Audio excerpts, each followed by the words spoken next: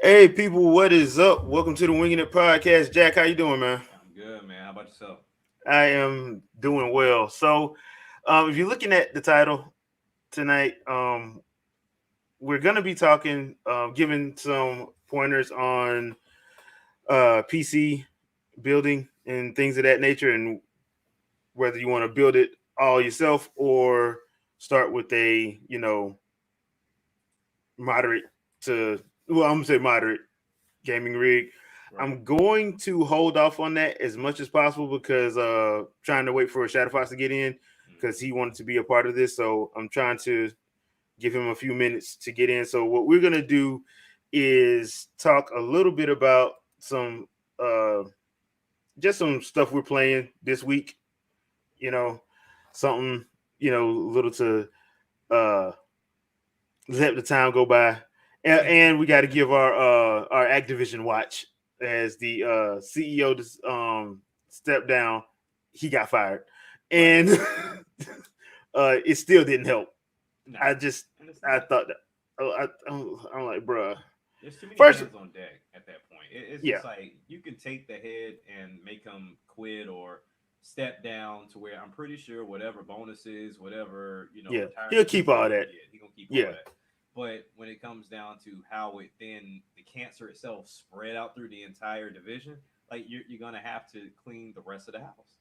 yeah. I don't like, bruh. Like when I read that he stepped down, like, yeah, y'all fired him. Yeah. Here's the thing, people. When they step down, they got fired. They just not telling you they got fired Right. because they made a deal. All right, dude, you need to leave. You get to keep your perks and everything, but you need to go. You can't Right. stay here. You ain't got to go home, but you can't stay here. Right. So that there's that. But the problem with them is, it wasn't just him being incompetent. It was him letting them folks do whatever they wanted to do. Right. Hmm. So, like I said, when your HR department is that bad, very telling. Oh boy, Very that is not an HR department. Boy, that yeah. is they free floating with everybody else. Yeah, that is very telling on the whole. Uh, yeah, dude, this is the best place to work. No, it ain't. Right. No, that's No, right. no, it ain't. No, it is not. So, yeah, that whole situation had me. I, I'm not laughing at the victims. I'm laughing at the situation because of the simple fact that Hmm. they should have cleaned house years ago. Yeah. Seeing how bad it is, how do you not, after all the stuff that's happened in the last decade, you let this go this far? Right. Yeah. That's either you not checking on your business or what. Because I mean, honestly, I understand working for a big corporation that sometimes things don't get up high enough because they delegate. Mm-hmm. You allow them to try to handle the small problems, and if things become big, then they're supposed to come up to you. But in due time, people start making friends and start trying to save face, and so they're like, okay, well, we're not going to allow it to get that far up. So let's just put a little band-aid on it. Let's put some padding on it, and let's try to make sure that it doesn't get out. But apparently, the bottle busted on this one, to Yeah. where I'm pretty sure he was just as shocked. Like, what the hell? Like, like, are you Well, serious? the and I can see that being the case because I've never seen it this bad where HR was this bad. Right. Yeah. Usually HR ain't that. Usually the HR ain't that bad. Like that's how you're able to make the appropriate "you're gone before this gets way out of hand" situation. Exactly. But Hmm. the way they were acting like they just didn't care. Right. That's a whole nother level of BS. When you acting like you just don't care, like I don't give a Yeah. fuck. It's like Like, it's like they had an office situation to where they finally decided to read that suggestion box, and it yeah, was like all this stuff from years ago, and people were yeah, complaining about, and it just never came up. yeah. I'm Mm, like, wow, bro. I don't know. This is a tough one, but like we said before, I mean, this better allow every other business. You might want to just do a quality check. Just do a Yeah, quality check, even though you're not. You may go down and visit the office and talk to the people maybe once a month, if that. Some might even do once a quarter. Go down, check on your business that you're supposed to be running, Mm-hmm. and see how things are actually going, and talk to everybody individually. That way, you don't have any hiccups, you don't have any gaps or anything that's going to cause any issues. Yeah, that's the best thing. I know you need to have that talk up front now.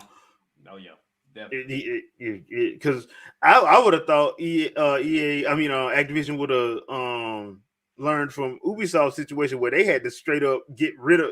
Jeeves came in and dropped the hammer. Yeah, That stuff got out, and that wasn't nowhere near as bad as that what Activision right. just went through, and they cleaned house quick. That's what you do. You nip it Yeah. early before it gets too bad. Now Mm-hmm. they got this is spiraling all the way out of control, to where games are not being made, Mm-hmm. things were not being heard, people feel harassed, abused. So now, let's say, hypothetically speaking, they clean enough people out of there. What's going to be the morale booster outside of, okay, they're out of here, but it still happened, and then now we Yeah. have to go and hire on the back end to complete these projects. So otherwise, we're going to get into the crunch situation. And you got to convince people to come work for you. There you go. Yeah. Like, it's not something that's going to be appealing, because especially with this being so fresh, Mm-hmm. it's going to take one person to just say, you know what, I'm just so down on my luck right now, I'll take Yeah. it. like you got to go Yeah. get the C Or, tier, bottom tier people now. or you get that one person that loves a challenge to the Oh point yeah, where they're yeah, like, "Yes, I can turn this around." Like, okay, all right, all right, Clark, all right, Clark Kent. Um, yeah. your work It can gonna be be cut done. out for you, buddy. So It can be done.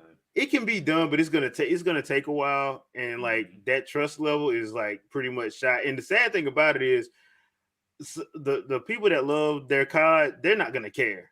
They just gonna want it to come. But this might be their blessing in disguise they need, because we've been saying for years they need to stop annualizing that game. They do. So They this do. might be that blessing in disguise where it's like, look, this is gonna force them to actually take a couple years off. I think Cause if they did that, they'll see the change. I mean, it's one of those things of, who was it? Assassin's Creed had to do it. yeah, You got to stop sometimes. Like, yes, I know y'all want to always get something fresh every year, but I mean, if you think about how much content they put in COD, why do you need one every year? yeah, I you think you don't. need one every console generation, but not every year. Mm-mm. Every 2 to 3, if that. Because all Not you're gonna do is Yeah, update your maps anyway. that's it. Just I do mean, expansions all the way throughout. I mean, yeah, that's what I would do. I would put one main game out, and then I just update maps yeah, and update weapons, and then by the time, like, while you're doing this, when we got the team working on that, the main team is working on the next generation Call of yeah, Duty. So that way you're ready. 9 times out of 10, typically they're ready at launch yeah, for them to get those games. yeah. Because I mean, I think what happened with Assassin's Creed after Unity, Hmm. with that backlash hit, and they took that what was it, a year and a half off? Yep. That is exactly what they needed. Hmm. You would see Because a lot more games doing that if sometimes they have contract situations. So like when you look at sports, there's no reason for a sports game to come out every year, mm-mm. but they have to. I mean, it's within the contract. Well, They have to give an annual release. yeah, I know. I think the NFL one is like that. Like they Yeah. have to have one every year. Yep. Um, NBA which the to same way. which to me, honestly, the I see back in the fifth and sixth gen that made sense, Hmm. but now you don't need to do that, especially since everybody trying to prove games as a service works. Right. I mean, that's Exactly. the perfect way to prove it. I think it's about how these companies pitch it to the NFL. Yeah, Because if I go to the NFL and I show them, hey, look, yes, this is the type of numbers we get when we release annually over a span of 5 years. But this is what it would look like if we just continue to, let's say, updated. sell them an expansion or update Yeah, to get these new characters or whatever injected into the game. And I think with those subscriptions, you'll get a lot more money, and then you still gonna have people that have to come and buy the base game anyway, yeah, if they want to get into it. Whenever, let's say, their favorite college player gets into the game, or if they like whatever change is made. But as far as like a complete overhaul, unless we talk about engine changes, no. yeah. that was my thing was I'm like unless you have an engine change, that's the only time you should actually sell a copy. Right. But that's the thing. Like EA don't ever change that damn engine. That's the Nah, problem. they'll add a they'll add a what was it the hot stick or whatever. Got a little hit stick. Yeah, the hit stick like that's Yeah. not an engine change, man. So Oh yeah. They'll talk to you about some blade of grass every now and again, but yeah. I don't know. I Don't you can't. see how beautiful the stadium is? I don't care about the stadium. The I can't stadium really could be see it filled no with Cooper way. paratroopers for all I care. I ain't I looking at them. I can't see how. Look how real this player look. He has a helmet on 90% Yeah, of the time. What are you talking about? I like don't care. dude, I ain't trying to see that mug face. Put this down. Put that visor on so I can then play this game. Right. They'll get. Well, nah, I can't even say that. I feel like EA will get together one of these days, but they really They look need like they're doing competition. something. They That's need true. competition. I mean, we talked about it before we came on. They need Vicarious Visions back. But I mean, wasn't there? There was some other company that was coming in with a football game not too long ago. And I forget the name of the doggone football game, but there's. I think it's actually already out now, but it's so under the radar that you have to go out your way to get it and play it. I don't even know. I've been so out of the loop on sports games, man. Right. I kind of want the college to come back, and we got to wait on that. What's up, Trinell? How you doing, man? All right, Andre, how's everything Hmm. going? Good so far. Okay, Been we just been a wild week, but we trying to give Shadow a few minutes mm, before we get into the PC portion of the podcast this week. So if he don't show up in the next 4 minutes, we're just gonna go on and jump onto that because that's probably gonna take up the majority of the podcast. But um, we were talking about how our good buddies at Activision, the pillars of the gaming community, um, their CEOs had to step down, fired, and you know Hmm. that whole that's what you call an agreed firing. yeah You agree agreed to upon leave, and we won't make it look as bad as it is. Right. Yep. That's how for it you goes. at least. Yeah, The head of HR, they ain't no saving him. nah. There I just know ain't that's no right. saving Well, them. as, So as more information has been coming out about that, it seems it's more the Blizzard side of things than anything. Really? Apparently, Activision was a little bit more clean. but not all the way clean. Not all the way, no. Yeah. So Obviously, not all the way. I mean, it's still yeah, connected, but yeah. I like, mean, look, it's if you given an option, you could either have Activision fully take over and fix everything, or they could just let Blizzard stay the way it is and nothing gets done, and that's just going to tank their sales. So, yeah. Right. Personally, I'm hoping they do that so the stock price can come down so I can jump on it. Right. Because it came down a little bit, and then it shot right back up. I mean, hey, look, if we gonna look, hey, look, I am all for helping everybody, but I'm also for helping myself. Oh yeah, I'm with you on that.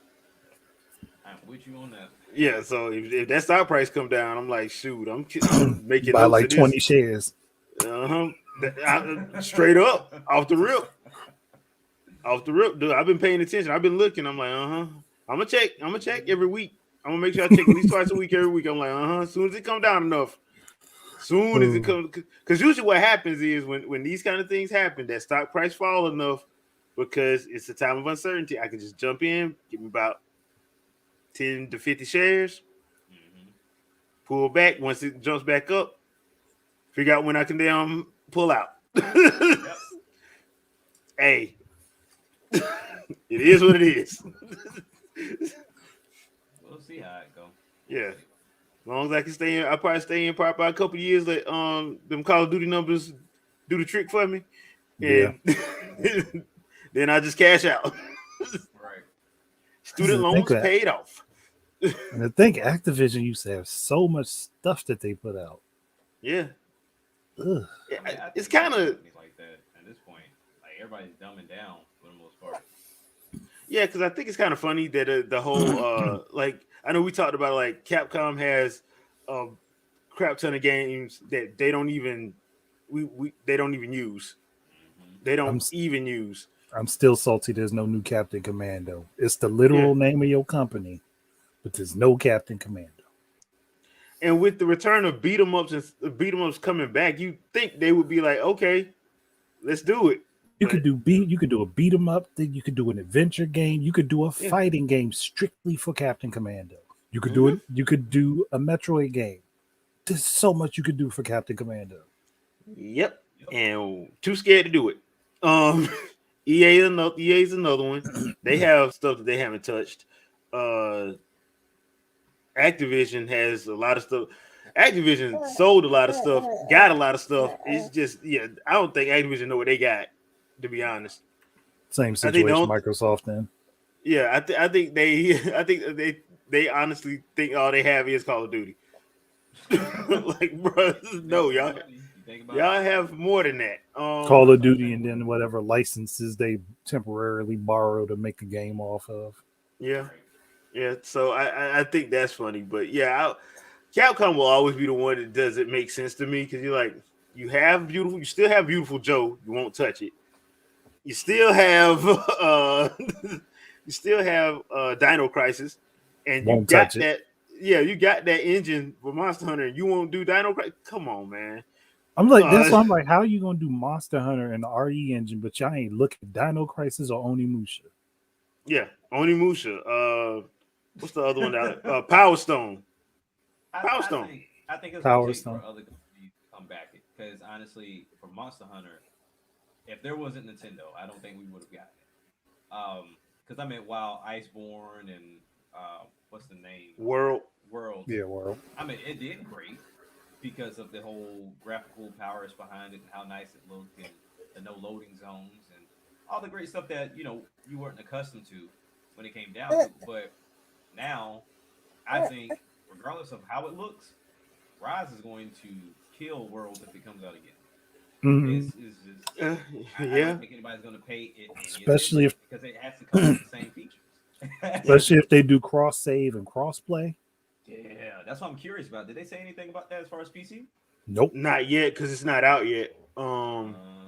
They Even just though haven't said it. Stories is out on PC. Yeah, Stories is out on PC. And I'm Right. like, yo, Capcom, put out the first Stories again, bring it back out for the Switch and put it out on PC. Perfect. Yeah, Perfect. make some more because Make more money. Story's been selling. Story's been killing it. Oh yeah.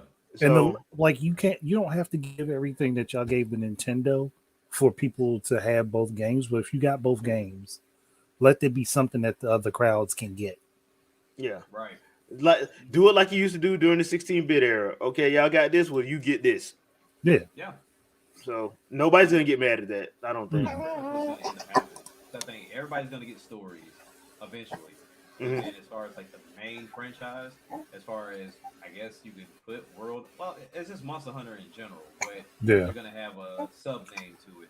Where it's like, okay, like we got Hunters, Rise, and then whatever the next one's gonna be called, and they'll just separate it that way. Because I was surprised with the sales on Upworld. I really was, but I mean, when we started up on PC and then it went to PlayStation and then ended up on Nintendo as it went along. So, I mean, That was pretty much on everything. yeah, Yeah. pretty much. Yeah, so I mean, Only it's one of those thing they things. missing with Monster Hunter is a phone game. They do have a mobile Yeah, game. that's how I think they do. They do. Yeah, they got one for. I know they got one for Stories because there was a I missed that. rumor. There was a rumor going around that they wanted to do some kind of collaboration as one of the updates with Stories 2 for Switch. Right. So Yeah, I Monster Hunter Mobile. Yeah. yeah. So hey, Miss K, how you doing? And yeah, Trinell, Breath of Fire. I don't understand why Breath of Fire hadn't come back. That makes no sense.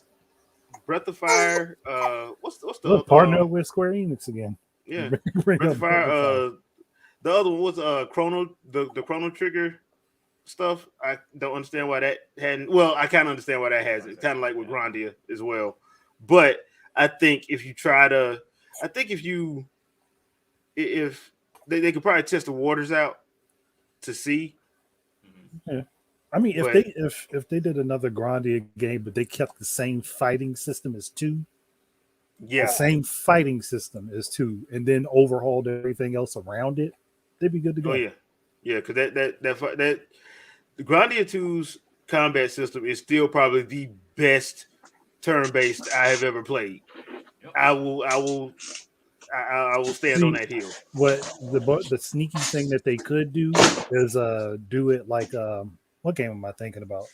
Gardening Heroes, where you had special inputs for moves. Yeah, So instead of doing a selection, going through a menu which will slow you down, just give people special inputs to put them in, and as they gain skills, show them in a list. that could work. That could work. It'll make it So faster pace, and on top of that, you don't have to keep stopping the action to get things going. yeah, that's true. The But whole RPG genre, that I mean, it was at its height at one point in time, and then it just kind of fell off somewhere. I and mean, now honestly, for me, after playing Blue Dragon, because I didn't get a chance to play it when it first came out, but then when I played it after a while, it's crazy that it didn't really pick up for me until the end of the game. So I feel like if it was done right, Blue Dragon would have been awesome. Because I think what did they release it on the 3DS as well? yeah, That was they did. yeah. They did that, and they did an anime for it because that series just it blew up in Japan, and then it just went away. It's like I don't get it. And then Yeah, another one because what Lost Odyssey was the Lost other one that Odyssey came was out. another one. Yeah, I Blew don't up, get it. and then it Something. just went away. It's like Hold on, hey, you Lost only Lost get it one Odyssey is the one time. that's on Xbox, right? Yeah, that was Yeah, the one that was on Xbox, Xbox 360. and people are still wanting that game to come everywhere. I'm like, yeah, because it should. It's like who do you have to But talk to? Microsoft, that was a Microsoft Game Studios game, Yeah, Yeah. so that should have at least made it to PC at this point. But yeah, that's true. All right, Shadow, you are here. How are you doing today, sir?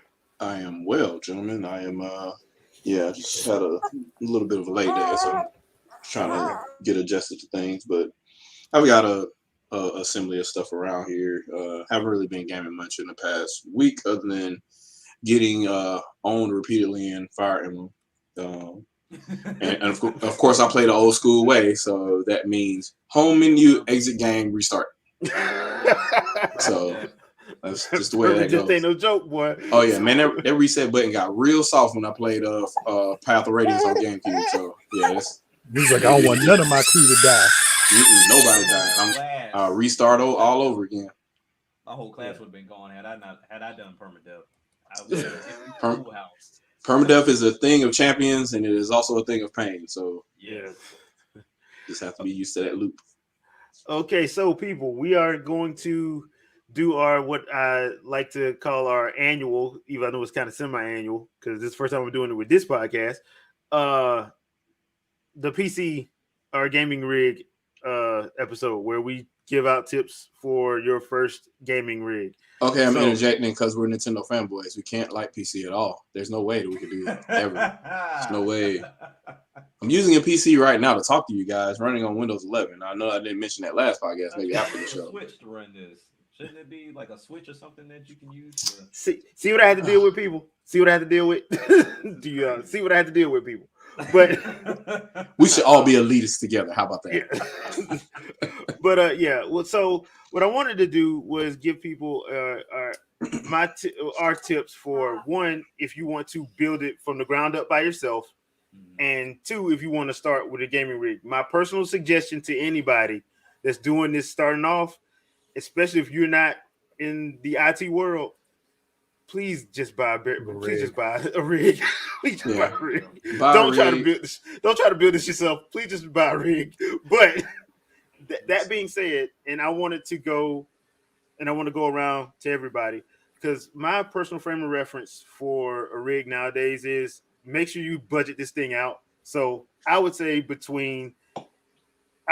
do this, make sure you have budgeted out at least between $500 and $1,500. Mm-hmm. Just have it budgeted out. The reason why I say that is because now you have where you want to work with. You got some money where you want to work with now. Mm-hmm. So now you get to specs. Specs. Where it all lives. Right. You're gonna have some people who are gonna tell you you need the top of the line specs to play all these. No, you don't. No. Please don't listen to them people. If you hear somebody tells you need the latest and greatest for everything, please don't try to keep up with the Joneses. Yep. You're gonna be broke. And Oh, so I it's got going you. to depend on the every type of year. games you play too. I think it's more of Yeah. the other thing because you got other games like like Call of Duty and stuff like that that run on the old Doom engine back in the day. They're heavily CPU bound. So no matter how good of a graphics card you get, you're going to be hamstrung by your CPU being weak or not enough memory being fed to it. So you have to know what you're getting into. If you're playing nothing but those types of games that are severely CPU bound, then it doesn't matter what type of GPU you have. And inversely so, if there's a GPU bound game, it doesn't matter how strong of a CPU you have or how much RAM you throw at the CPU. The game is going to chug because you only have 2 gigs of RAM going to your GPU or some trash like Right. that. So you just have to be aware of your situations and what you're trying to do. So I mean, if you're just playing indie games, does it Yeah. really matter? Like if you're just playing indie Steam games, pretty much any mid-range GPU should be fine for most of these games. I would say it'd be actually overkill for some of them unless you're playing them in the higher resolutions in 1080p. Heck, at that point, you'd be even fine with just some of the APUs or even some of the Intel Yeah. CPUs with the integrated graphics. Yeah, APUs can play a lot of these games. You'd be surprised how well, especially with the newer generation of APUs out there from Intel and AMD, particularly AMD.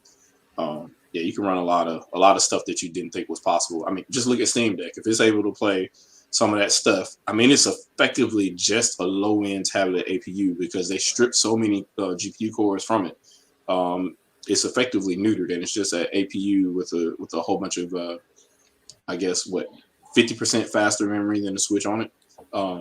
So, and people appear to be happy about that. They're pre-ordering it like crazy. So obviously, if you just have a 1080p screen, you can get a AMD APU or whatever, put a bunch of RAM on it, and you can play all the latest indie games on Steam with no problems.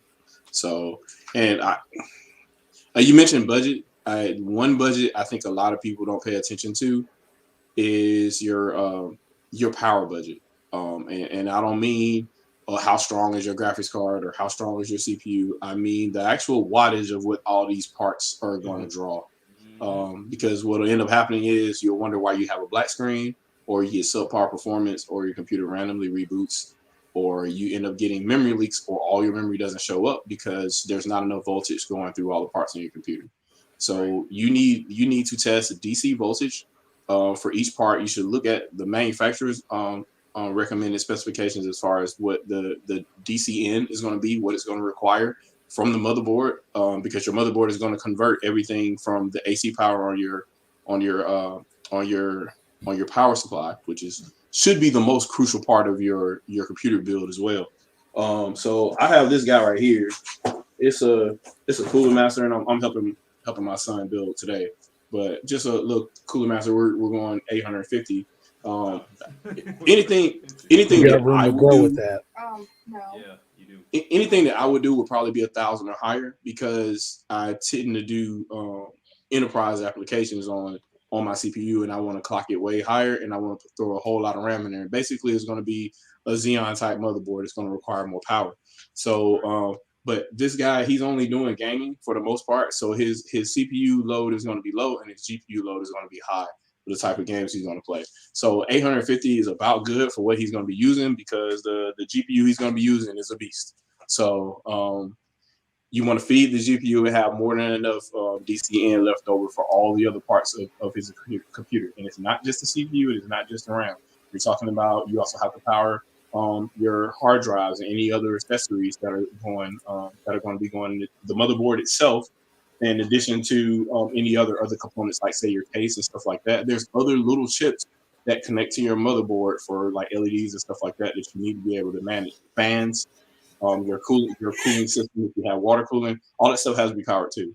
So you got to make sure that you have enough of a power budget to make sure you have enough watts to power everything that's inside of your computer case, so you know exactly what's going to happen. You don't want to be short or even close to whatever your power envelope is, because that'll cause issues. You don't want to short out your board because your board and your power supply should be the most critical components of your computer. Right. You don't want those to ever go down. You can replace the CPU, you can replace the GPU, but when it comes down to your motherboard, you're starting over from scratch. yeah. So So yeah, and then that's if you're going the route of I'm going to build this from scratch. Right. And at that point, if at that point you need to know what you're doing. If you do not know what you're doing, please do not do this. Well, I would say Yeah. there's two forms of Starting with this guy right here, ROG Strix.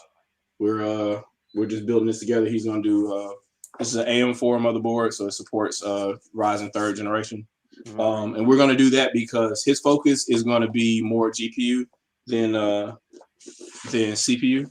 So we're gonna get one of the lower end AMD CPUs and throw that in this guy, so we don't have to worry about the power envelope being above 1,000 watts. It really shouldn't be above 1,000 watts unless I plan on plugging a whole bunch of drives in here, or anything other than that, like say like capture cards and stuff like that require more wattage. But yeah, he should be good to go with that guy. But this is the motherboard is probably the key, because this is your computer effectively here. So you got this right here. I mean, you can always replace your CPU that goes here. You can. I'm sorry, wrong figure. I can't really tell here, but it's kind of hard to do this in reverse. But as you see here, what I'm kind of pointing at here, that's your socket for your CPU. That's what type of socket that AMD's chipsets go for. And then over here, you see all your DIMM slots here for your memory and all that. This is your computer for the most part. This is what's going to sit inside your case, and that's how your computer is going to function. Basically, you're wrapping the case around this guy. Typically, what I have is a test bench that you just sit this on in open air, and then you test everything and stress test it out. And then you start adding components one by one to see what works and what doesn't. And then you just kind of go from there. I typically build. I try to do BIOS updates before I add a CPU. A lot of the newer motherboards support that, so you can just power it. It brings up your limited video memory screen, and the only thing you could do is update it from flash memory. So you stick a memory stick or whatever in there, and it has the latest BIOS update on there, and you run that before you even install a CPU or anything like that. And some motherboards are required to do that, because some of the motherboards are future forward with Ryzen 3, but they aren't on paper. So, and it might be an issue for it detecting your CPU, which means it can't boot up into Windows for you to download the updates to support the CPU that you're putting in there. Right. And the last thing you want to do is have to have an old CPU to boot into Windows to download drivers for your motherboard so you can add the new CPU. So right. a lot of motherboards are starting to let you directly update them that way, which is kind of cool. But right. Yeah, spoken like a Nintendo fanboy. Right. One thing I will say though, if you're because Jay's saying from scratch, and of course is you got the original from scratch to where you buy the different compartments, different parts, and everything, and you got it all at home, and then you're piecing it all together. But then you also have these other sites like your CyberPower PCs that literally will walk you through it step by step. And even though they have the pre-builts there are customized options. So they'll even give you the dollar amounts of like, hey, if you dump down to this case, if you go up, then this is how much your price difference is going to have. And they'll give you the power, the wattage, and everything that Shadow's talking about to give you a better picture of what it is that you're purchasing. So even if you're talking about piecing it together yourself, you're not actually, piecing it yourself. You're just kind of picking the parts and then letting CyberPower do it for you. And I think that's what I ended up doing for my very first PC as far as gaming with, and it helped me tremendously. Now, granted, I had to figure out everything after the fact of what needs to be fixed here and there if I ran into any issues, but that was a lot easier than me doing it all by myself up front with no help. And even when it came down to like what parts I needed, I didn't find another website until much later called Can You Run It? Yep. And Can You Run It helped me tremendously because, like Shadow says, look for the games that you specifically want to play, and then Can You Run It will tell you, okay, you need this, this, this, this, and this, and you're straight. So that way you don't have to go and say, well, I need a 3080, I need a 3060, and I need the biggest and best and 32 gigs of RAM. It can just simply be, I think what I picked out for my upgrade for the PC I have now, the games I want to play only require a 2070. And even with that 2070 and then me adding 8 more gigs of RAM, so I'll be at 16, I'm good, even with VR gaming.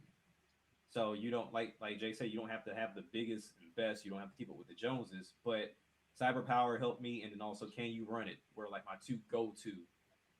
Outside of even if you want to find different parts, New Egg was another one for me as well. Yes. Newegg and Tiger Direct Yeah, are as well. places you see. There's Um, Newegg, Tiger Direct, and Micro Center too. Yeah, Yeah. because especially the reason why I say those three is because especially around the holidays, they have ridiculous sales that make no Yes. sense. Some of them be having crackhead prices. I'm not gonna lie. Like you be like, is that supposed to be marked down that low? Okay, I'll take three of those. So Right. don't even need them, but I'll take it. So So Micro Center specifically has deals specifically for in store. I just Yeah, got they don't have 16 stores. gigs around for half the price I would normally pay. Yeah. So, but it was specifically for that week. So you just have to monitor and see what's going on. I just happened to be looking. I didn't think they even really had it in the store because I was looking specifically for 4400 megahertz um, for that type of memory because I wanted to max out what this CPU could do. The Ryzen 5 that I'm going to have him using in his PC. So I was like, well, let's run it at maximum frequency that this CPU supports. So I was looking for those, and they didn't really have that much of it. It's like 4,000 and below is what they kind of had for a DDR4. And I was like, oh, let me see what they have. And then I looked and I saw what they had there, and it was on sale. And I was thinking maybe that price is a little bit high. And I started pricing around on Amazon and everywhere else and whatnot. And they wanted, well over $300 for the 16 gigs. And then I look and I see in the store over there they wanted 120. I'm like, oh, I'm going to the register now. yeah, So and the normal price was 306 there in Micro Center. So I was like, yeah, let me go to this register and check this stuff out. So got that situated, and then so we'll go ahead and put this together. The case, the case is really subjective. yeah, because at But that you point do you want just build quality to be good. yeah. Well, the thing about the cases is it comes down to like what you feeling. Because now Right. the cases now they ridiculous for no reason and they all do the same thing.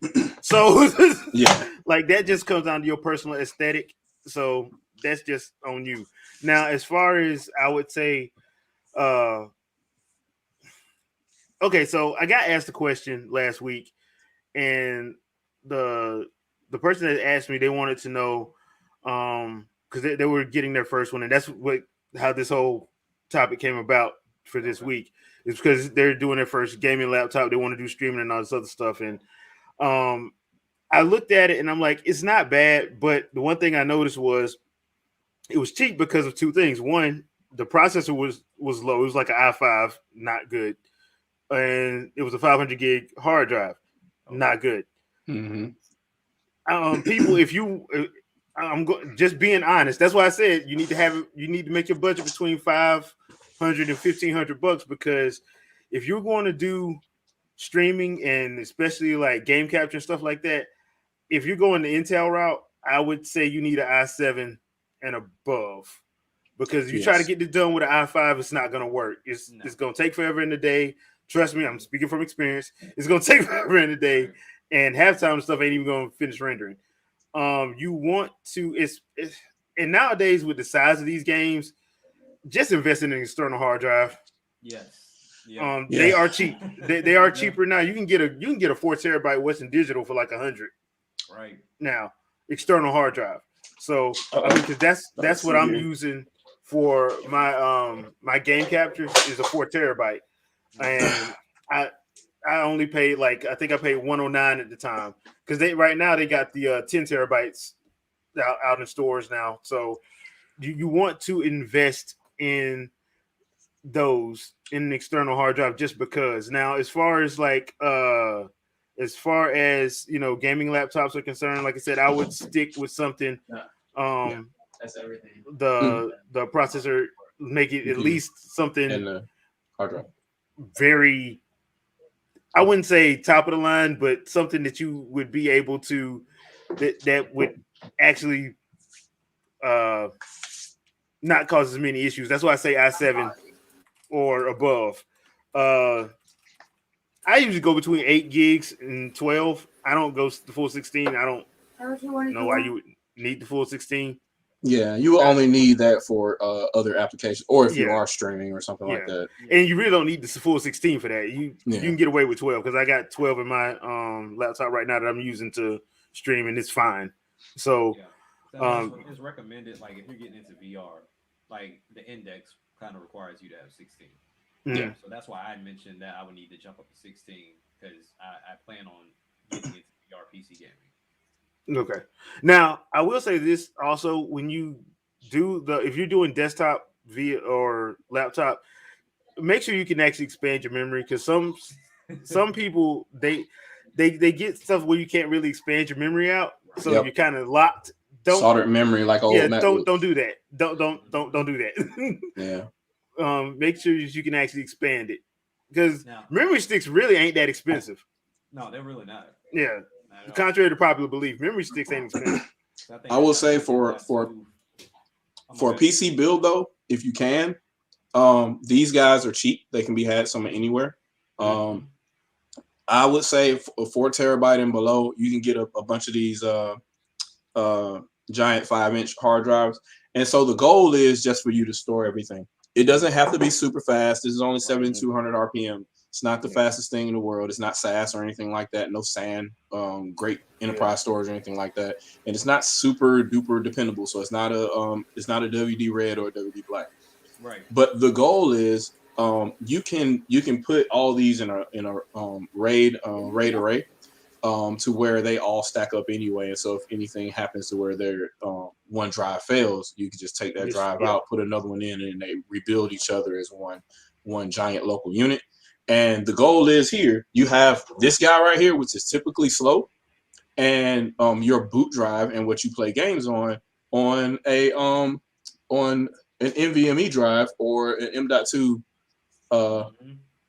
NAND flash drive here. So Yeah. this one is one I have in my Mac Pro, and it's a little bit involved to get NVMe to boot on a Mac Pro that was originally created in 2009 before that was a thing, but it can be done.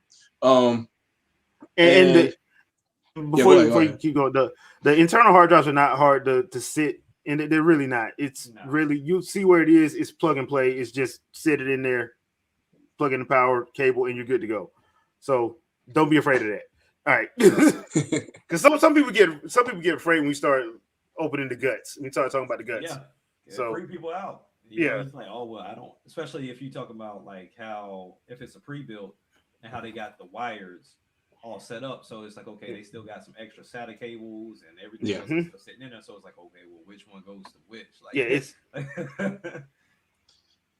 So for pre-builts, I'm telling my age here now because I think their site just got shut down 2 years ago. But pricewatch.com was a place that I used to go to a lot because you would not just get pre-builds there, you can get bare bones. So if you're looking yeah, yeah, specifically for I need this motherboard and this CPU, or I just need this motherboard in a case, go. They'll send you one in a case, and then it's already been hard tested for you and everything. So the only thing you need to do is mix and match everything else to complete the rest of your build. So the focus on that is if they just do a bare bones build, they can focus on making that as cheaply as possible for you. So you just buy that and you maximize the most of your price on the most critical parts of your build, and then you go to the store and buy stuff on sales as you see fit to build out the rest of your system. So you get a motherboard, CPU, and a case, for $270.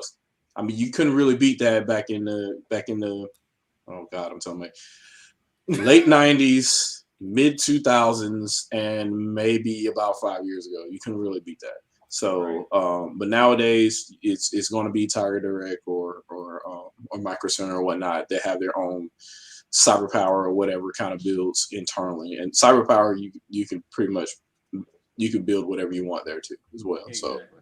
Yeah. it's just all about how you want to do it. But the main goal is, especially for gaming now, you want your OS to boot on the fastest SSD that you can get. Right. You want your games, install your games locally on that same drive, and then the big honking slow drive here is where all your additional data goes. So games that you download and you aren't ready to play yet, store them here. Videos you record, store them here. Anything that doesn't require instant access, store it here. Windows and any other critical applications should be on that NVMe storage. So that's should be the balance, and that should be how you set things up. I got some other stuff I can go through on the build here in a little bit. Whenever I'll wait till you get through the rest of the talk, and I'll pull some of the rest of the stuff up. Let's see. Talk laptop. Do we talk laptop yet? Laptop gaming yet? Not really. It can be done. I don't know how to feel about that because those things get super hot. Yeah. And I don't know how good that is for the battery that's supposed to be there to support this thing. Because generally they don't last that long anyway, and all you're doing is overkilling it by keeping it plugged up and running all that power through it and all that heat. So I've never seen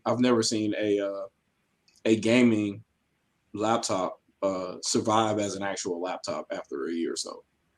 Gets to the point where the battery doesn't even really hold out that long. It becomes a device that always has to be plugged up, which makes it not a laptop anymore. Right. So that's kind of been my experience. I've seen some really smart people being able to get them to last for a couple more years, but they really don't last that long.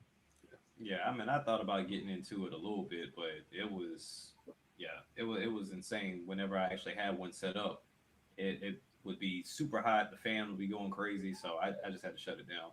Yeah.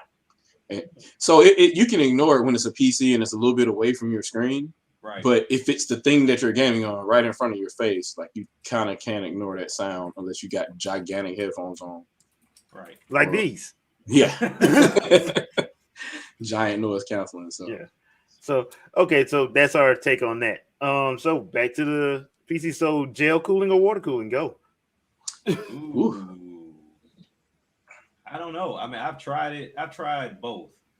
And the water cooling, even with me going through the research for it, it didn't, to me, it wasn't, I guess, efficient enough for me to go with water cooling. I've seen people have like some crazy setups, but at the same time, it was like, for me, I'm cool with gel. I'm fine.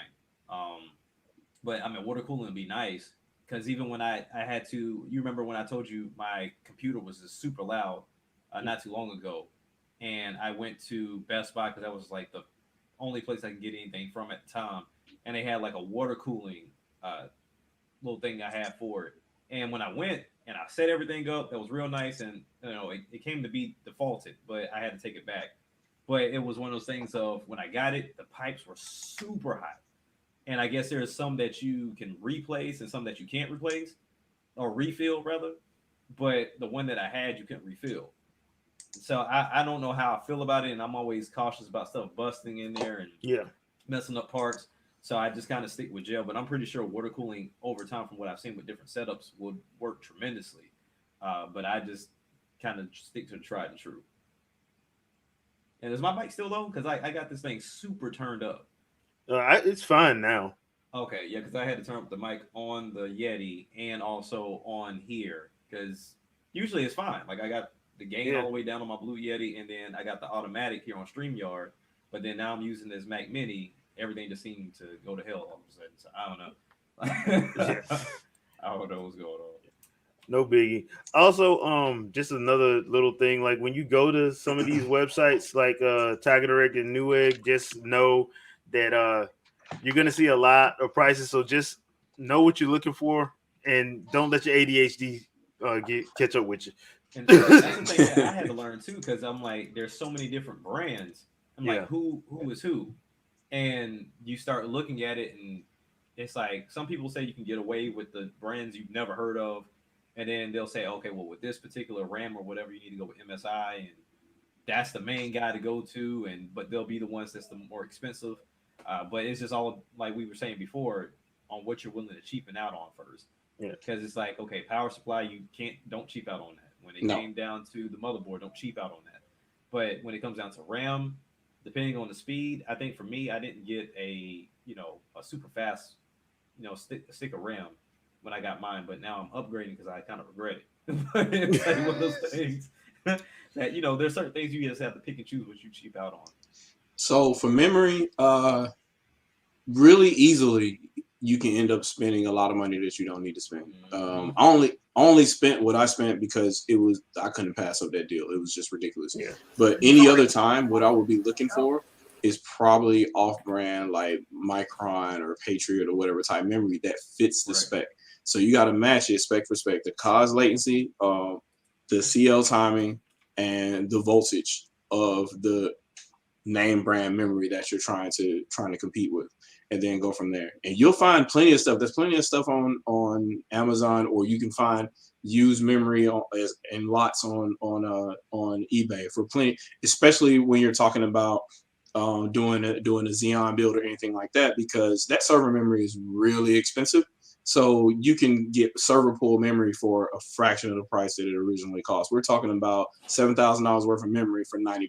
You can't, that kind of stuff. Just know what you're looking for and make sure the specs match specifically, and then find that specific model number for that stick of memory, and you should be good to go. So again, voltage, the cost latency, that's your CL, and your specific timings, your megahertz. You want to make sure that all that matches. So as long as you have that, you should be good to go, because your motherboard is just gonna support it the same way.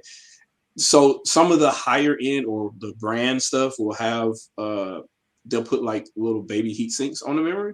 Yeah. I kind of don't really think that matters, because if you have a good motherboard, you're not going to worry about overdraw of heat in those memory modules, because they'll be able to control each socket and the voltage going to each socket. So it's like, hey, there's supposed to be no more than 4 volts on this one socket. Why are there 7 here? That kind of stuff. It shouldn't even be an issue if you paid a decent price for your motherboard. So I would always defer to go as cheap as you can on the RAM, as long as the specs match, and go as cheap as you can on your bulk storage inside of your PC, because you're just really just throwing stuff on there, and it doesn't matter how fast or how reliable it is if you're going to rate it all. But for your SSD, where your OS is going to live, you don't want to cheap out on that. So you want it to be reliable. You want those cells to last long. You don't want to have the fastest SSD in the world and it only lasts for 700 writes. That would be dumb. So I have a question, because this is something I recently did. I just got what was it, Evo 970 for my computer. But when I went to follow the instructions on how to partition to have my OS on there, my C drive is just little to nothing at this point because of how they have me partition it. So even if I wanted to put anything on there, and as we know, the C drive in itself is where everything regulates itself to. I'm out of memory at this point, and it's not even the full terabyte that I purchased because of how they got it partitioned. But I don't. So now I have to figure out how to have the OS, and then, like you said, put my games on there. But they wanted me to split it up, but it didn't split up in the right way to where I have the partition for my OS, and then the rest is for my computer, along with the other 3 hard drives I have in there. Okay, so how was it partitioned? Did Windows partition it, or it came that way from the vendor? Windows partition. Okay, so I'm going to say something. Windows is done with partitioning. So I can back that. Yeah. So what they do is they assume that nobody has the max amount of memory for page swaps for virtual memory, and nobody has the amount of actual RAM to support the OS. So what they're doing is they're staging a whole bunch of reserve space on your drive in the event of a failure, in the event of you need to reboot into a recovery partition for Windows, which isn't actually necessary. You can have an ISO on hand for that.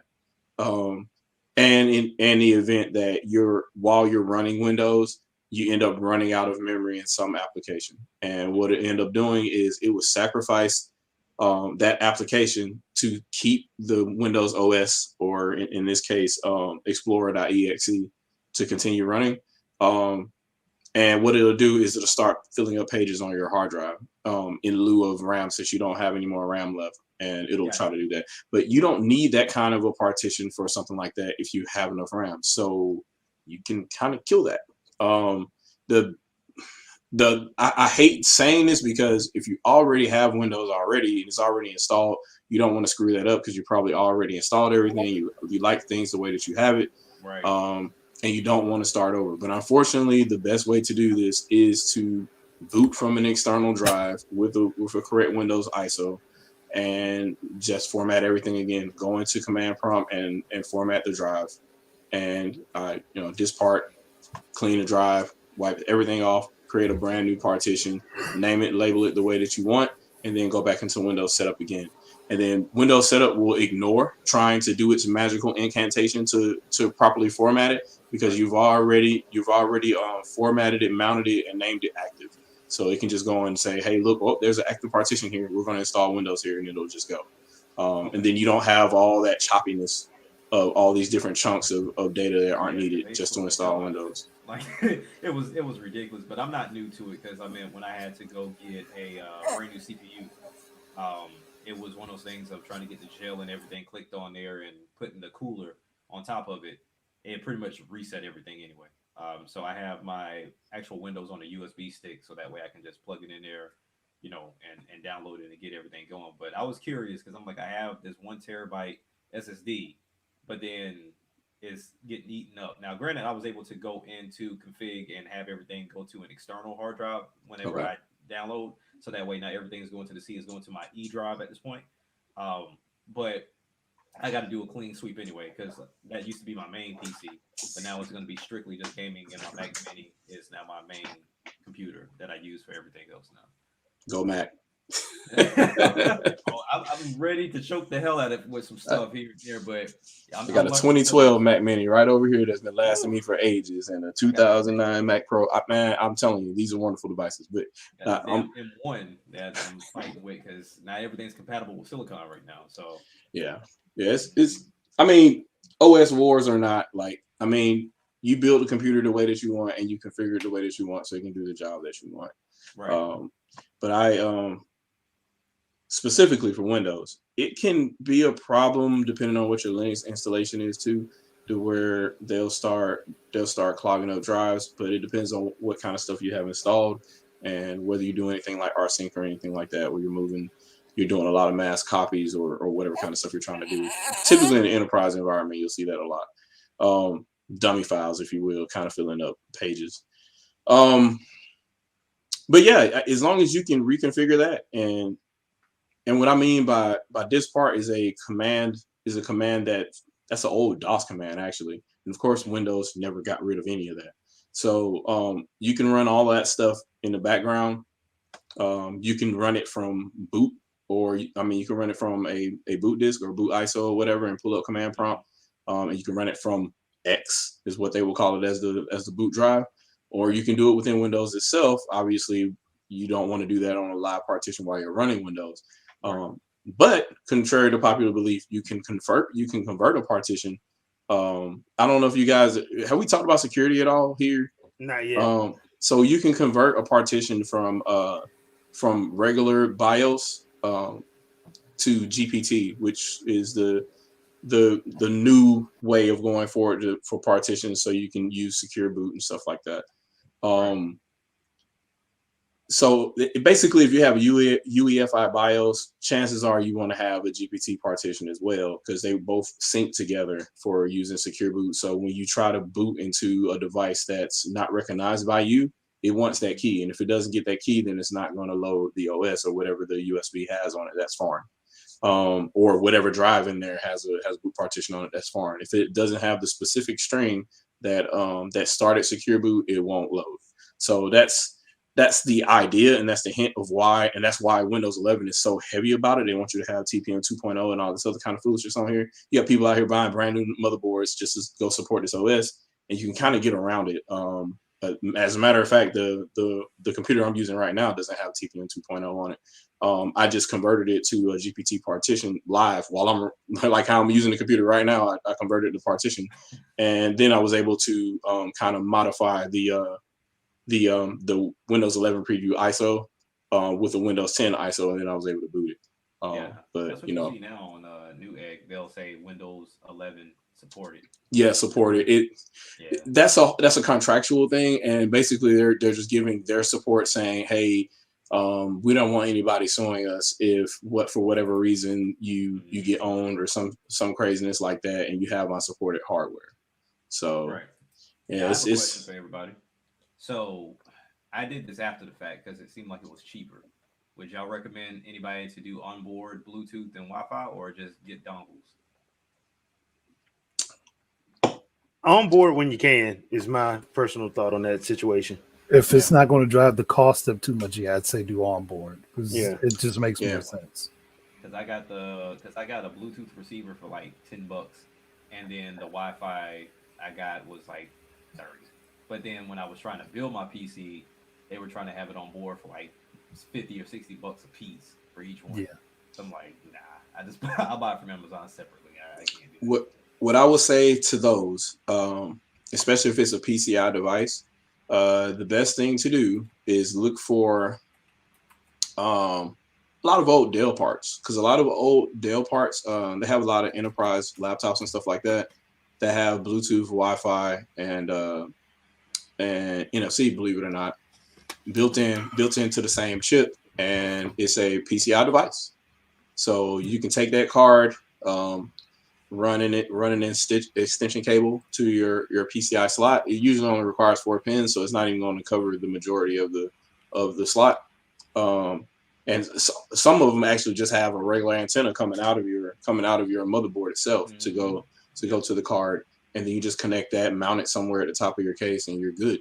Right. So I specifically say look for the laptop ones, because if your motherboard has just those little cable pins, just a red and a black pin, you can plug those in, and then you don't even have to connect it to your motherboard anyway. You don't have to waste a slot. You can just plug those up, and now you've got a wireless radio that works with your system. So Right. it's it's ways around it. Yeah. Oh, and because we're coming up past an hour, so I just want to make sure I let everybody know we still are in kind of like a chip shortage. So don't be surprised if you can't find something that you need. On that note, Yeah, don't just be state. just don't be surprised if you can't find something that you need. That's why I wanted to make sure that like there are pre-bills that you can find that will let you make upgrades and stuff like that as you see fit, because yes, we are still technically inside of a chip shortage, so there's going to be some things that you may want to get that you're not going to be able to find right now. I know that most of us in the IT world, we've been knowing about this since January, so it's just one of those situations that happened. The most optimistic analysts believe we'll probably be good before the end of the year. I don't know, but that's just me right now. So this guy is going for a pretty penny right now. You have to really be dedicated to find one of these online at the right time and be able to get to the store at the right time to be able to purchase it. But this will be an interesting setup to show to my oldest, so he can see exactly how this goes. But this is a 6700 XT. For you see the branding there, and this that is going to be his daily driver. And that's the majority of the reason why the 850 was necessary, because this guy is honking. It's I'm trying to see what the wattage was on it, but I'm pretty sure it's well over 200 watts. So we'll see how that goes. But that was kind of finding those is going to be the biggest thing. And once the prices do go down, comparing them, because that's supposed to be, I believe, a $500 card. And it's currently going anywhere between $800 to $1,100 online right now, maybe more depending on where you look. But that's part of that's probably the biggest chore right now. So if you see a bunch of people on your Twitter feed or your YouTube feed that keep reviewing all these PC parts, like, yeah, they're either being sponsored or they're extremely lucky. But then we've got people that do the shoe trade and all that too. So people that find stuff that easily and they're reselling them and they're doing the same stuff on YouTube, I wouldn't be surprised if they come up on this stuff. But yeah, just walking into a store and seeing one at retail price, that's not happening no time soon. And if you do, it's somewhere where nobody knows what's going on, like in the middle of America somewhere on an army base, and nobody really knows what that is. PX for the win. Yeah, PX for the win. Because like So, for me, You got to go hunt.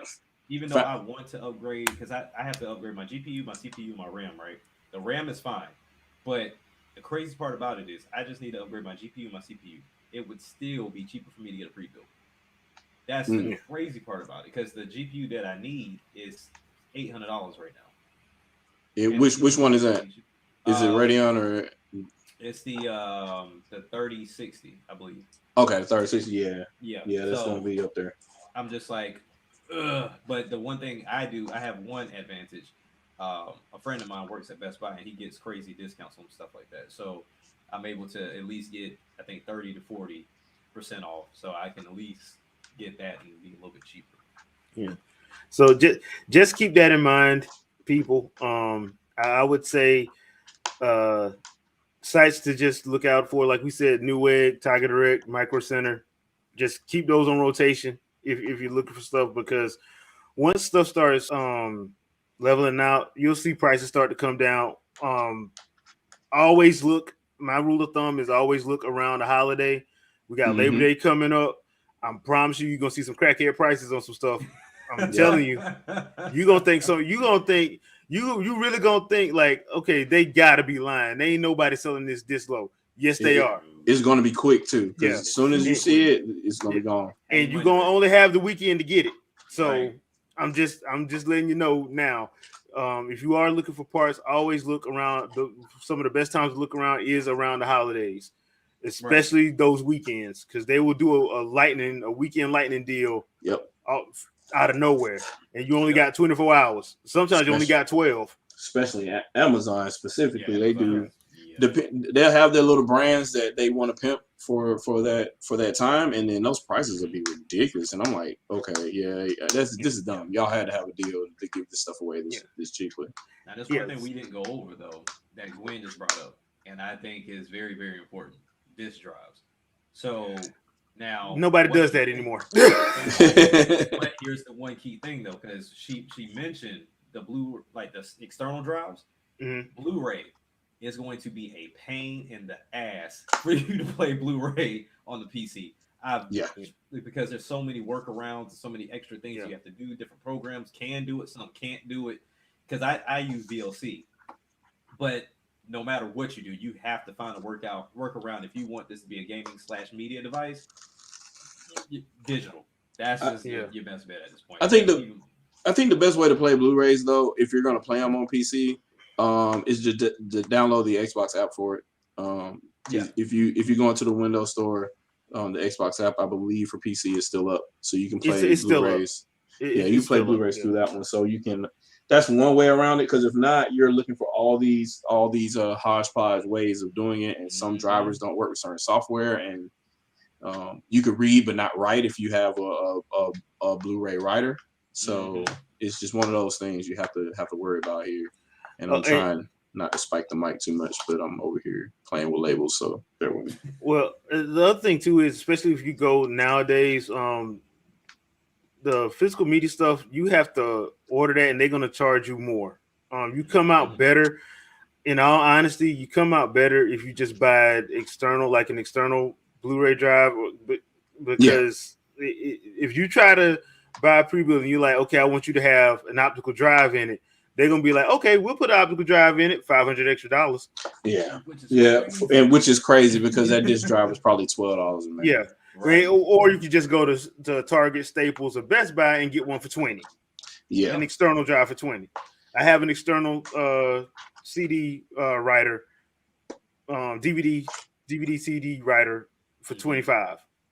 It's cheaper if you just buy it external. I don't know why they do that, but it's the same thing. If you go try to put a floppy, if you try to get like a floppy drive in a computer now, they're gonna charge you ridiculous. they will do that, and so because they don't nobody want to deal with it, they'll just be like, just get a flash drive.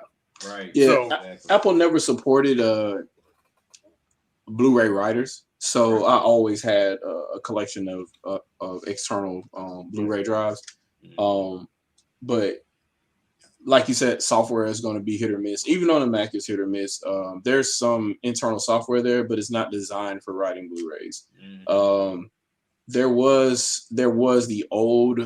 old Final Cut and DVD Studio combo, but that was like for it was the iLife suite, and it was like iLife '09 or something like. Right. So we're talking 2009 Mac OS. We're talking about here as far as supporting Blu-ray writing. So it's going to depend. Your mileage will vary based on what you're trying to do. Blu-ray reading obviously will be a lot easier than Blu-ray writing, because depending on what type of disk drive you have, what type of media you buy as well is also important, because a lot of media is incompatible with different drives. Still to this day, I don't know why that's still a thing, but it's still a thing. No sense whatsoever. Makes no sense at all. But you could buy a Sony branded Blu-ray drive, and there's all kinds of Blu-ray discs that do not work with that drive. You got to get theirs. No idea. Well, I know why. I know why. And Shadow, you know why too. But it is what it is at this point. Yeah. They want you to buy theirs. Contracts will cut. Yep. Yeah, contracts will cut, and they want you to buy theirs. So this was the RAM I was talking about. That was kind of on sale. 16 gigs of the G Skill, and it's not bad. It's just what you want to focus on is what's on the back. So you want to match 4400 megahertz. You want to match the cast latency of 18, specifically 18.24.24.24, which is all the matchings for all the latency across every chip. And then 1.5 volts across the whole board. So 1.5 volts in each slot, which is not really that much. Like ECC memory uses way more voltage than that, almost twice the amount of voltage. So in most of these boards, you're not going to go over on your wattage on RAM alone. So I really don't know why they put the giant heat sinks on the giant fins on. Like and it's RGB on here. Like I don't need all that, but whatever. It'll look cool for him. He can control it on, in the case and all that too. I mean, you just have some Skittles in your computer. That's all. Yeah, I posted that earlier, but I splurged on the case. This is a big boy, but this is a giant Leanne Lee clear see-through glass kind of scenario. And it's got it's LEDs on the front and the back and on the inside. So so it lights up here. You got all your ports on top and whatnot, and it's LED on top as well. So you can make it whatever color you want and let it shine and all that other kind of stuff. So we got two of them. His parts come first, and I'm Daddy Woe, so mine come last. So I'll get the Intel stuff later, and he's got his AMD stuff now. But I will say this: I do appreciate having the USB stuff on the top, because it just makes life a whole lot easier. Trying to fiddle down below that little slight power button on top, you just press real quick and it lights up. Or that reset button. That's the one I love. So right Sandstorm says he has it too. That thing is heavy, man. I was struggling holding that. That was about a good 30-40 pounds there. Yeah, that's empty. That's empty. For AMD. I know a lot of people go the cheaper route with AMD. So I mean, is it just a preference thing, or is it kind of like, okay, if you want the better situation, Intel for your motherboard or your case? Just your setup in general, because I know a lot of times I just think it's a preference. Yeah, I honestly think it's a preference, because it's a preference in what you're trying to do. So like I'm going to be doing a lot of like virtual machines and testing and stuff like that. Yeah. So I want to go Intel because the reliability on those CPUs is what's most paramount to me. Also, I can go one generation back on the AMD side, and I don't have to spend a lot of money, and I get 20 virtual cores. I get a 10-core CPU with 20 threads, and then guess what that means? I can have up to 20 virtual machines if I want on that machine, and then I can play around and do whatever. They can hold all kind of little functions, what have you, throughout the house. So that's kind of what I want to test and go through or whatever. And obviously it'll do gaming. So, just and I guess on that side, you can do Intel and do AMD or NVIDIA graphics cards. It really doesn't really matter on their boards because it's just PCI. So it doesn't matter what kind of GPU you have.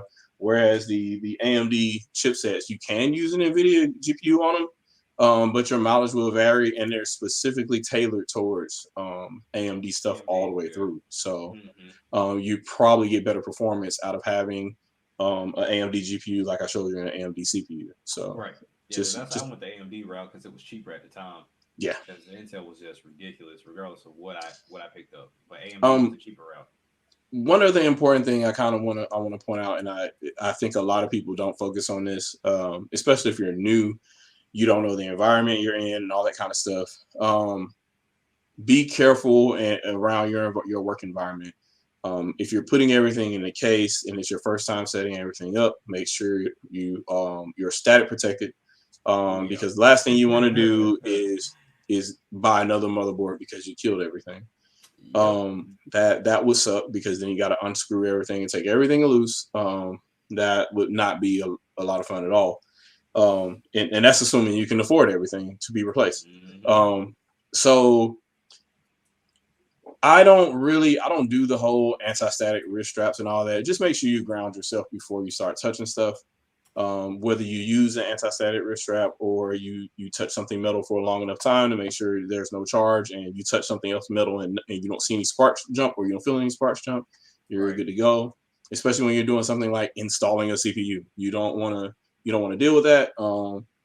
In replacing the CPU and a couple of these Macs here, it kind of became an issue because touching the case is all aluminum. I saw like a couple of sparks when I was able to touch the side of the case, and I'm like, oh, let me step back for a minute, figure out why I'm drawing up all this static, and readjust and start over. I guess that's probably why it's a good thing that their cases are all aluminum, because you kind of know from there. You go, boom, whoa, that's a charge. Let me not destroy my board.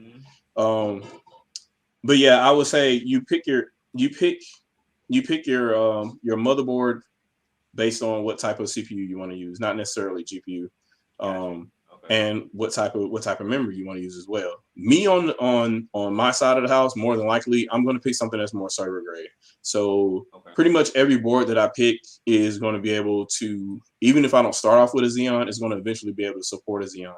There's a bunch of Intel chips that can use the same socket as a Xeon. So you just take those the old 1155, the LGA 1155s. There's Xeon 1155s that also go on those same sockets, and you just stick those in there, crank them up, see how high they go, and now you've got a server grade device, and you just put in ECC memory instead of regular non-ECC memory, and guess what? You got a server now. So it's just just whatever you plan on doing, and it's much easier that way for me. I know AMD has server grade hardware, but then you're paying for an EPYC CPU or dual EPYC CPUs, and those are prohibitively more expensive. Even the older EPYC CPUs are more expensive than the older Xeons. Even like Xeon Platinums from a couple of years ago, they can be had. They're still probably like $1,000 or $2,000, but they can be had, and you get a lot of performance for what was originally like a $65,000 part. So. Gotcha. It just depends on what you want to do. But for gaming, just gaming specifically, yeah, it's whatever you want to pick. It doesn't really matter. Like you can get the lowest end i7 or the lowest end Ryzen or Zen 3 5 or what have you, and they should work just fine. I would only suggest getting an i3 if the games you're playing are GPU bound and not CPU bound. You're eventually going to come across a game that's CPU bound, and that i3 will be crying. And no matter how much watts you throw at it and try to overclock it, it's not going to get you. It ain't going to get it. It was going to burn out. Like trying to blow a bubble with a annihilator. It's not going to happen. That's why I just tell people don't do it. Just don't do it. It ain't worth it. At the end of the day, it really ain't worth it because you're gonna have to change it out anyway. So at the end of the day, it's not even worth it.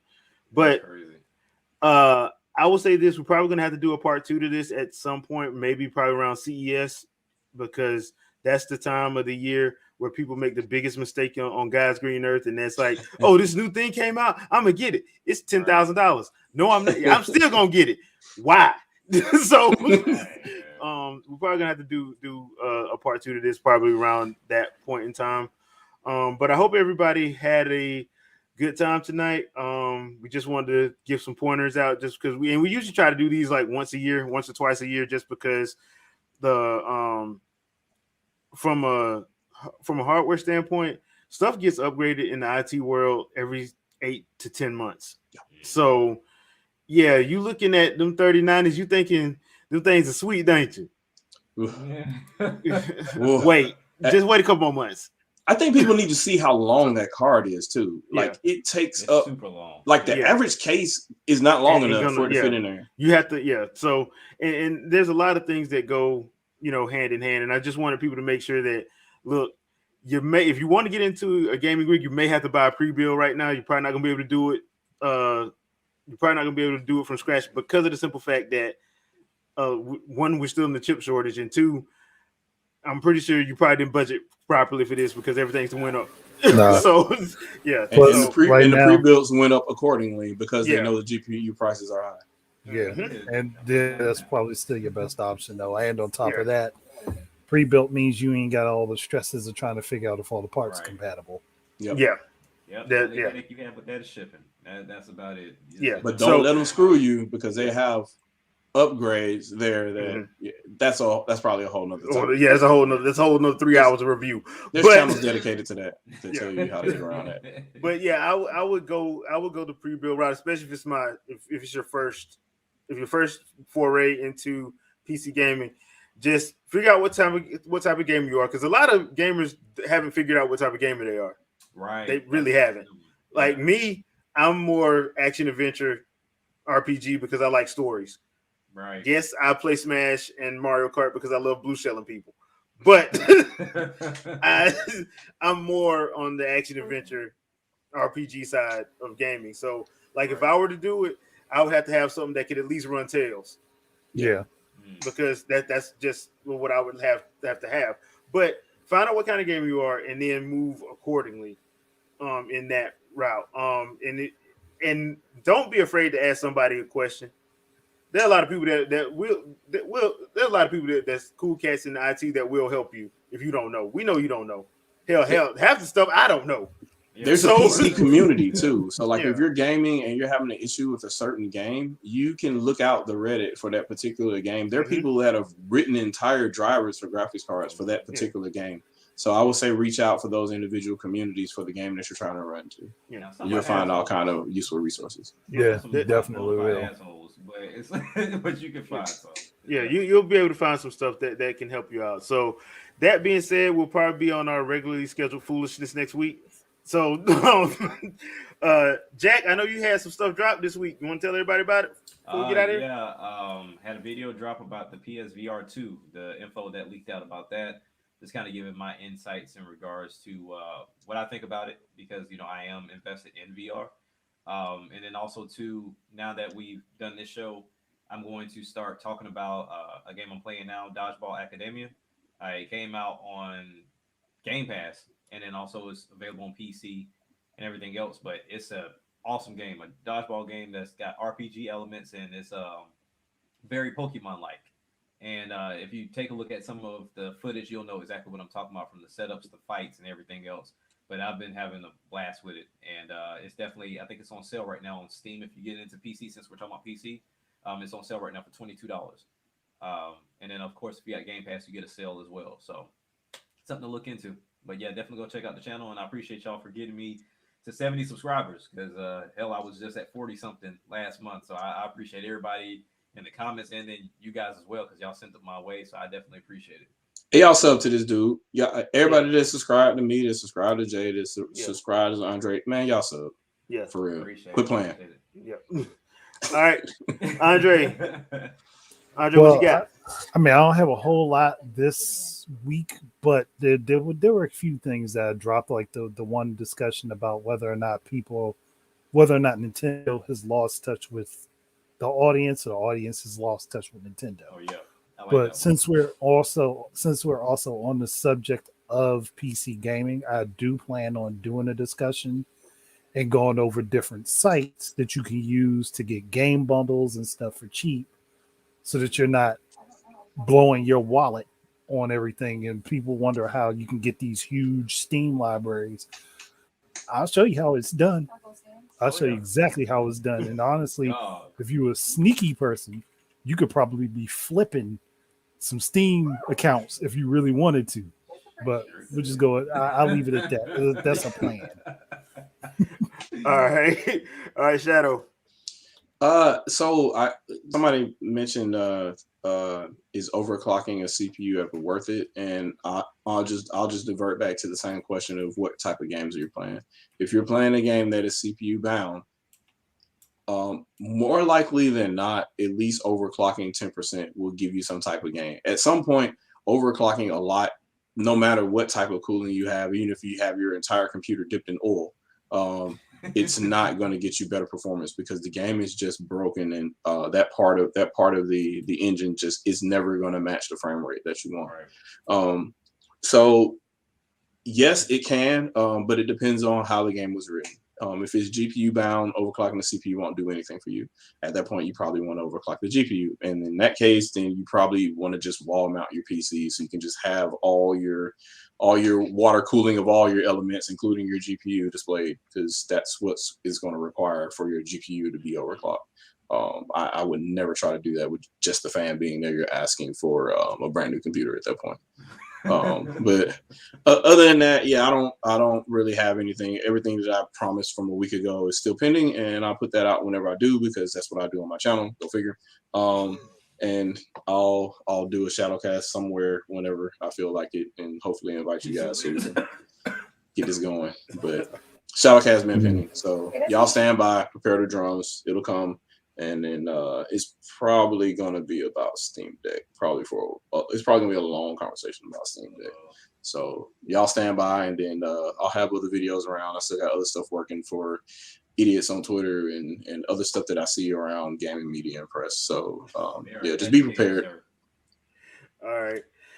So for me, I did post a live stream from Streets of Rage on my Xbox yesterday. Check out the gaming channel for that. I do have a review coming up of Rurouni Kitchen, the beginning, out on Netflix. The final came out last month. I did a review where I stumbled all through that. I'm not going to do that this time, but I do have a review on that coming out, and I have a Let's Talk for Metroid Dread going over ancient Egyptian chozos that they released on their Dread file. Video too. I like coming out this week as well. So I'll try to get a more streamlined live stream schedule going. It's probably going to be on Saturdays and Sundays, just because my schedule's kind of crazy right now. So just be on the lookout for that, and I'll let you guys know via Twitter and Discord. So real quick, Jay, are you reviewing Suicide Squad? Yeah, I'm gonna review it. I gotta watch it again. I gotta watch it again because I was like, "What the heck did I just see?" But yeah, sound too. Yeah. So that movie was crazy. Not wanting to like it. I didn't want to like it because none of the original cast was there. I did not want to like it. And then I like this. Okay, all I'm gonna say is this: I had a list of people I knew James Gunn was gonna kill, and half of them were right. So yeah, I was surprised by one though, because in the comic book he lasted longer. So I was like, okay, that was kind of interesting. But yeah, that was an interesting take on how they flipped that. But other than that, like I thought everything, even the quote unquote obscure characters, I'm like, some of these guys are not that obscure. Yeah, if you if you're known for taking down Superman, you're not obscure. Yeah. A lot of these characters, I think the reason why they say they're obscure is because a lot of people don't know a lot of these characters outside of New 52, the New 52 reboot from 2011. So that's just one of those situations. But yeah, I plan on reviewing that one. I just want to watch it again because I was laughing too hard. That was good stuff. I did not expect to like this movie. Yeah. So and I'm just like, okay, so yeah, I definitely be checking that out. Yeah, so that'll be next week too. So just be on the lookout. Next week I should have probably like 3 or 4 vids dropping next week. 2 of them being reviewed. So just know that. But other than that, thank you guys for watching. Thanks everybody for commenting. We really appreciate it. We'll see you guys next Sunday, 7 p.m. Eastern Standard Time. Peace out. Peace. Do you play games